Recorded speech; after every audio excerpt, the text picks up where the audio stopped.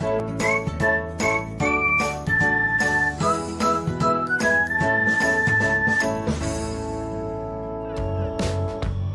everyone, welcome back to another episode of Technologyglance.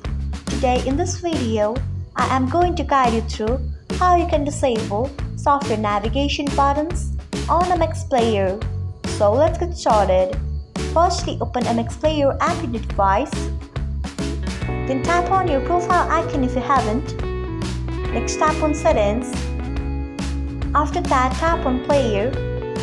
Next, scroll until you find software navigation buttons. Next, untick it by tapping on it. So, this is how you can disable software navigation buttons on MX Player. Thanks for watching.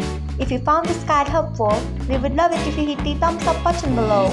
We upload great new tech tutorials like this one every day, so do not forget to subscribe to our channel and hit the bell icon so that you will never miss another update.